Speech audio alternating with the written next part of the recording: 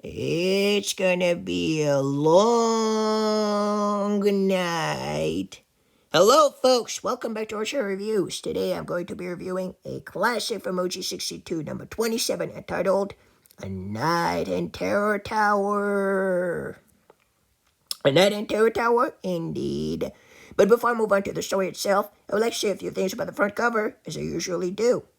Wow, the front cover looks really scary and frightening. You had that huge man looming on the foreground, and basically he's going down the stairs. He's walking down the stairs, and he's huge. Like, he has that real bulgy, scary look.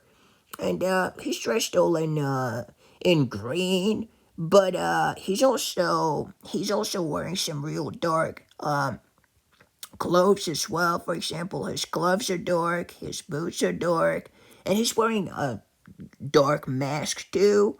But there are two holes, and basically through these holes one can see his eyes, and these eyes, wow, they look so scary, man. Like the kind of eyes that would pierce through somebody's soul. Wow, that is so scary, man.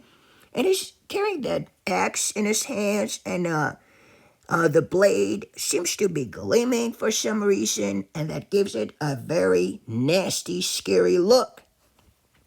And basically, that big, lumbering dude, that hunchback, yeah, sounds like a hunchback, is like, he sounds so determined, right? Determined to hurt somebody. It gives him such a scary vibe, man. I so enjoy the front cover. It is so scary. And it seems like he's coming out of a tower. And yeah, as the title would suggest, Terror Tower. And this whole tower is plunged in darkness, right? Everywhere's dark, you know. It's so bluish dark. And the only light that seems to be in the front cover seems to be coming from outside of the tower. Possibly some kind of a dungeon where there's some candlelight and yeah, basically brightening the room, brightening it up, and producing some kind of a light that seems to be, yeah, marking the place. Or maybe it's just the outside of the tower, and the executioner's just coming back from wherever he was, but we don't really want to know. So yeah, it's yeah, one could guess, but it's not clear because we don't have much to go on with. But it doesn't really matter because the front cover kind of does it all, and I couldn't have done a better job. Again, Tim Jacobus did an awesome job with all these front covers, and he really makes the book look scary so that one might want to read it. And I admire him for that so much. And he's kind of yeah, he's a genius, and we must always remember him when we speak about Goosebumps. That's why I spend so much time at the beginning of each of my book reviews speaking about his work and his art colors and his artwork and everything. I believe he deserves that. So, yeah, the front cover is mainly blue and dark. The front cover, the title of the book series, Goosebumps, and you have some very light yellow in the background of the title, Goosebumps. And yes, that's pretty much it. So the bluish works. The blue works pretty well in that cover because the dark tower, the inside of the dark tower, that is blue. So I think that was pretty good. So now let's move on to the book itself. Sorry if I repeated myself a little bit, but yeah, I really wanted to make that clear that the front cover was great, and I wanted to speak about the reasons why I thought it was so good. So yeah, again, one last time, sorry about that, but that big dude, that scary looking person looks so scary. I had to mention that again. So now let's move on to the book itself. So basically, we have our two main characters, two siblings named Sue and Eddie, and them and their parents are actually moving to England for a week, and they're from the United States, but they're gonna go visit England for an entire week because their parents have to go to a conference. And they happen to be in London, from all places. That is a very famous city, a very well known town to pretty much everybody. And basically, they're going to be there for an entire week, but rest assured that the kids are not going to be attending any boring conference because it ain't no place for kids, right? So what happens is that those two kids are going to kind of be on their own throughout the entire book. Like the parents are mentioned at the beginning, but I don't even think that they're part of the story itself. Like you barely get to hear about them, but it's mostly just our two main characters, our two kids main characters who are actually being all by themselves. And basically, they board a bus and they decide to go to, obviously, they're in London, but let's say that they have a choice between visiting, I don't remember exactly what, or visiting Terror Tower. So they decide to go with Terror Tower because it is a very famous attraction, a very iconic place, and there's some historical background in this book to the Tower of London. And I don't know how much you're versed about England and Terror Tower and very famous attractions and iconic places. But basically, the Tower of London used to perform executions back in the days, if I'm not mistaken. So yeah, that's kind of scary and yeah, pretty much yeah, not exactly for the faint of heart, because yeah, whenever Sty speaks about things like that, themes like death and so on, yeah, it's a warning to people who don't want to be scared, or who are easily intimidated by those sorts of things. So yeah, that's a fair warning to these people, I guess. But yeah, that's the Terror Tower, or the Tower of London. I don't know if it's called Terror Tower, is it? But yeah, used to be involved in some really nasty, scary stuff. So basically, two main characters are going to be visiting the tower. Again, I think they visited it quite a couple of times, or didn't they? No, I think I'm getting mixed up here with another book, but no, it's the first time. It's their first time, and they're gonna be visiting it, and they kind of like it because the tour guide, they get one of these tours, and the tour guide knows everything there is to know about the Tower of London. I don't exactly remember what is his name, but he's kind of a bold guy, and he's a, if I'm not mistaken, and he sounds really interesting. So the characters are listening to him, Eddie and Sue, and they seem to be really enjoying his introduction and his comments and everything, and he knows all about the history of the tower, so that's pretty interesting, especially for history lessons, right? So yeah, it has a really historical background, historical aspect of this book. I mean, and I really enjoyed that a lot.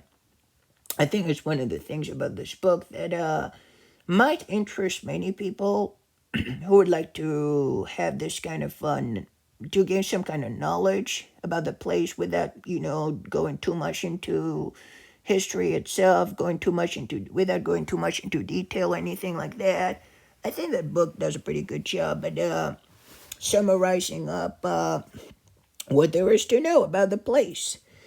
But yeah, let me get back on track.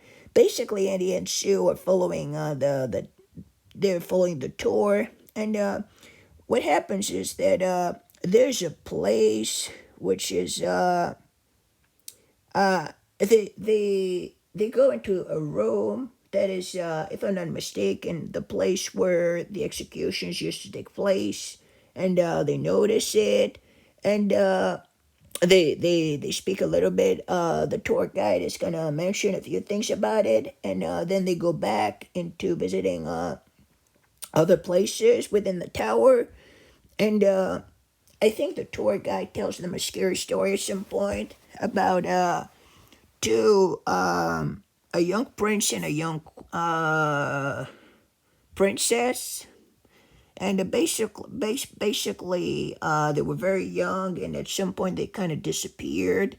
So, and nobody really knows what happened to them. So it's kind of a mystery that still survived to this day, to the day of the book, when the book is being, released and written. And yeah, so that's a pretty interesting mystery. And everything seems to be, okay, apart from that. But so the characters are still going to be following the tour. But at some point, if I'm not mistaken, they kind of get lost in the tower. And they have to find a way out. But there's a really scary looking character. And this character is dressed all in dark. And he seems to be following them around a lot. And the characters are going to start to really feel scared at some point, especially all alone in the dark tower with this big threatening character that seems to be all around, and that seems to be, yeah, following them, and he doesn't want to let them go for some reason. He wants to grab them. So they really have to make a run for it and try to escape. And that's when the story kind of, I would say, takes off, when the story gets more into, like, when we get really into the story itself. This is really the part where things happen to, yeah, go. When in Goosebumps, things take a turn for the worse. It doesn't mean that it's going to be bad or anything. No, it simply means that something huge is about to happen, something really scary and frightening.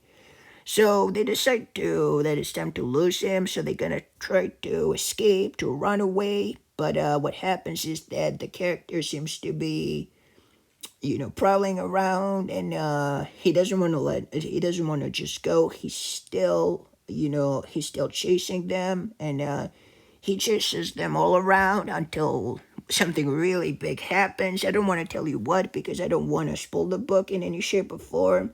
But what happens is that there's some kind of time travel. I'm not going to tell you exactly what happens, but it's kind of obvious from the title, isn't it? That they're going to be in a different place, and a place where they're in danger, and a place where they have to run for their lives, and where, the Lord High Executioner, that is the character in the on the front cover, is exists for real, and he really wants to go on with the execution, and it's a really scary thing. And they have to keep running away and try to escape that masked man who's wearing some kind of a hat, if I'm not mistaken, it's mentioned. And they have to run away and try to save their lives, and that's a really scary scene, because if they get caught, well, I'll let you imagine what will happen to them. So maybe I'm gonna stop it now. I don't want to spoil the book in any shape or form. Maybe I did a little bit. I apologize for that. But what did I think about this book? Okay, I'm probably gonna be disappointing my fans a little bit. I want to be true to myself, so I'm gonna speak honestly about my views, and sorry about that. It's probably gonna come as a shock to many viewers, but this book, I'm not a fan, all right? And that's kind of a shame, but I'm really not a fan of this book. I heard so many positive things about it, and so many people urged me to read it. People are like, you gotta read A Night in Terror Tower. It's so good. You're gonna love it. It's amazing. The story itself is great. It's It's a classic from OG 62. It's a really good. You gotta read it. You gotta check it out. And I really thought it was great. And but unfortunately, I just found out that it wasn't that good. In my opinion, it was good. It had some good things in it, but I don't know how to explain. I just wasn't a fan of this book, and that sucks because the way the story started, the change of location, different scenery, the fact that it's taking place in England, in London, as opposed to the American suburbs, I thought was pretty good, and I welcomed this change of scenery. I welcomed this change of scenery because it's always interesting in Goosebumps to have to be in a different place, a different area, a different location, like in Egypt for the Mummy books, England for that one, for this one.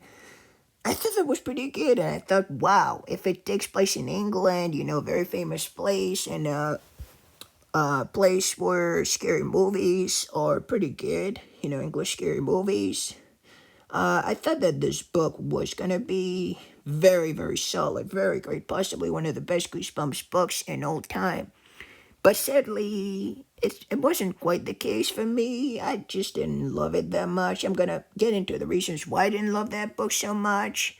One of the main reasons why I didn't like it is because, the title of the book, A Night in Terror Tower, is kind of misleading to some extent. Like, I wouldn't say that, it takes place at night. It doesn't really take place at night, like in A Night in Terror Tower, like you would assume. Like, and there's that big executioner, Lord High Executioner, as it's called. And yeah, he's basically this character is trying to kill the characters, and they're locked up in a tower, and they're trying to escape, but they can't, and it's the middle of the night, and they have to survive through the night. It's not exactly it. As a matter of fact, it's pretty different. And the Lord High Executioner, believe it or not, he's not really part of the story. He's there, but he's not really a big part of it. Doesn't make sense. Like he's just in a few scenes, and yeah, I thought that was kind of the potential of this book was some of it was really wasted, and that's a shame because really the setting, everything could have been so much better, folks. I'm kind of disappointed in this book, but at the same time, I get it. I get why it turned out the way it did, but I just wasn't a fan of it. The chasing scene where the kids are trying to escape the masked man, that got to me. That really got me annoyed. Right? I don't know how else to say it. It just was so. It kind of dragged by and lasted for most of the book, and at some point, I just lost interest. To be honest with you, it was like, oh, that scene is it's taking so long, so freaking long, right? Like it's so long. Like they're constantly being chased, and they got really annoying at some point, and I just felt like, oh my goodness, it's just I can't take it anymore, because yeah, the scene where they're chased is just a chasing scene. Most of the book is about a chasing scene. I just didn't like it. I didn't hate it, but I wasn't crazy about it. I just felt like, well, not that again. That really got me bored and annoyed, and I just felt really, at some point, exasperated by it. And yeah, so yeah, the chasing scene was really, one of the worst things about the book, as far as I'm concerned. The ending, didn't really mind it. I thought it was okay, but I didn't really love it. It didn't save the book, in my opinion. It didn't make it any way better. As great. It didn't save the book. It didn't save face. It didn't make the book sound awesome. It just was all right, in my opinion. So yeah, Night in Terror Tower. Not a huge fan, and I'm sorry about it. It's probably blasphemous for many of you who have recommended this book, because you must have thought You must think that I let you down. No, trust me, folks. If you love this book, this is totally fine. I can totally understand why. But personally, I'm not a fan of this book. I just thought it was okay, but yeah, I'm just not a fan of it. I just thought it could have been much better. I know there's some kind of a sequel in another series. Give yourself goosebumps if I'm not mistaken. I'll check it out. But yeah, this book, not a fan. And it could have been much better, but yeah, I guess that's pretty much it. Uh, so yeah, that's just my opinion. Of course, you can disagree with me in the comment section down below. And if it's your favorite book, let me know, and I'll be more than happy to hear about what you have to say on this book. So, what's my? If I were to rate this book, I'd give it 6 out of 10, or maybe 6.5 out of 10. I like some parts, like the beginning was pretty good. The scenes in the tower were pretty good, and the ending scene was pretty alright in my opinion. So maybe 6 out of 10 or 6.5. I'm not entirely sure. Maybe 6.5. Yeah, 6.5 out of 10 sounds good. Yeah, it was okay, good. Definitely above average, but not that awesome, right? So 6.5 out of 10 for me for a night in Terror Tower. 6.5 out of 10. So what about it was good but not that great in my opinion, and it's kind of overrated, and it wasn't that awesome in my views. So what about you folks? What did you think about A Night in Terror Tower? Did you like it? Did you hate it? Is it your favorite Goosebumps book? Is it your worst Goosebumps book? Please let me know in the comment section down below. Like I said before, if you loved this book, that's fine. If you hated it, that's fine. Please let me know in the comment section down below, and we can talk about it, right? So thank you so much for watching this review, and I'll see you next time for the Cuckoo Clock of Doom. In the meantime, folks, stay safe. Goodbye. Take care. This Horse and Reviews, this Horse and Reviews for you signing off. And now I'm going to be reading the summary. All locked up and no place to go? Sue and her brother Eddie are visiting London when they run into a little problem. They can't find their tour rope. Still, there's no reason to panic. No way their tour guide would just leave them all alone in a gloomy old prison tower. No way they'd get locked inside after dark with those eerie sounds and a strange dark figure who wants them dead.